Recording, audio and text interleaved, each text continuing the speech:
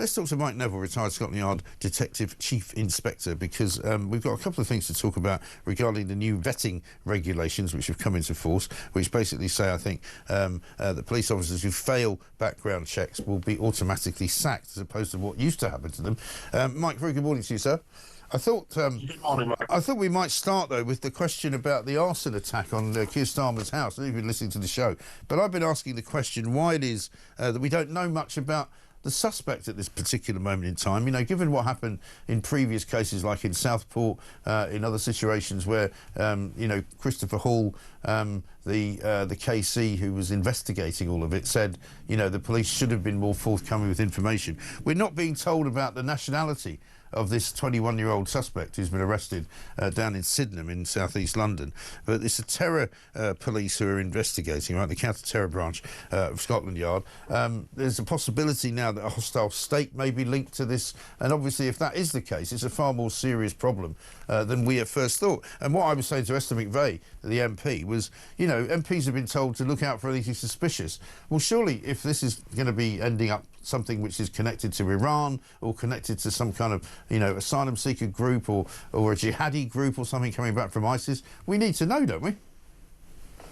Yeah, absolutely. And the police seemingly never learn these things, and the government don't learn these things. When I was in the Met, the press agency was called the DPA, whatever that. What we used to say, it meant don't publish anything. They were hopeless. Yeah. And all they do, though, by carrying on like this, is just fuel rumours and all sorts of false narratives. Yeah. Can spread like wildfire on social media. So it'd be far better if they fill the void with some information rather than withholding it like this. Because, as you said, one, it causes speculation, and secondly, as you've indicated, if you're looking out for suspicious things, we all know what different kinds of people look like, and it'd be far easier if you're just focusing on looking for one particular group who may be dangerous. So they put it, not only are they fueling speculation, but they're possibly putting people at risk. Right. Because, I mean, it was very fortunate that these events that we're just watching here, the fire in the car, which could have set off a load of other fires in other cars, the fire in the sort of the well of the door of the house in Kentish Town. You know, again, thank goodness that the people inside were okay, and thank goodness that the fire didn't spread to any of the nearby housing, because I think it's a sort of terraced house situation. You know, if there are people who are capable of doing what appears to have been a fairly well-planned attack, you know, we obviously should be informed. All the time. I mean, I see things in the paper where it says, oh, we're looking for a suspect for rape or whatever, rape or murder. And then there's no description. Well, how can anybody hope to tell the police what's going on if there's no description or clues? And for what we always know, we forever know that the moment that there's no description given, the sad fact is, you know, it's not a white person who's done it, because if it was a white person who'd done it, there would be a full description. Yeah. And as I say, it just causes absolute trouble by doing this, and they continue to do it, and it achieves nothing. In fact, it makes things worse. Yeah, exactly right. And they can't keep hiding behind this business of, you know, we don't want to prejudice an investigation. You can't prejudice an investigation. I know that, you know that, they know that. So why do they keep saying it? Well, they keep saying it because they've got to find an excuse, like Keir Starmer did with Southport. Yeah. This was some kind of excuse. So you had the ridiculous situation where he was condemning people who were involved in disorder as far-right thugs. Yeah. And then we were having published photographs of a Cardiff choir boy and being told all sorts of misinformation about that. And this has been published recently, hasn't it? It said that you know, that the Southport riots was nothing to do with some organised far-right thuggery. They got it wrong. But it just shows they can't. They do one thing for one side and they do one thing for other. And again, all it does is say to people, we have two-tier justice, we have two-tier policing. Yeah, exactly right. Because there can't really be a justifiable reason why they can't name either. You don't necessarily give the guy's name, but they should at least tell us where he's from.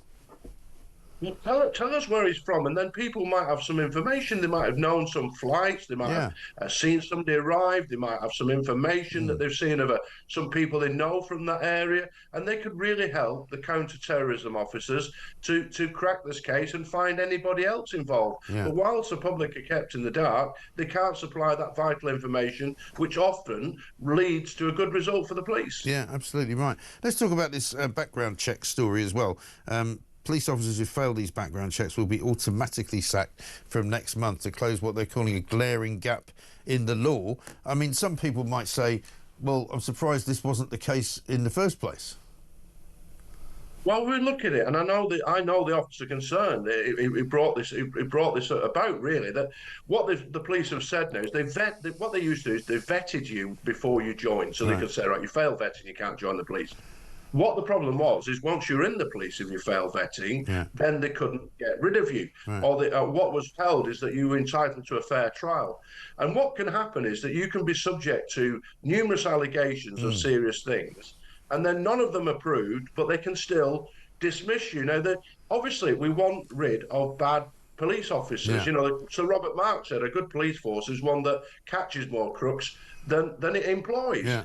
But what you have a situation, if let's say, for example, there are wicked officers who get several allegations made against them and they're not proven for whatever reason. But let's say you're a very good detective and you're targeting an organised crime group, and that organised crime group puts in all sorts of pays people to make allegations about you over a period of time, paints a picture that you're a really bad officer without any allegations being proved.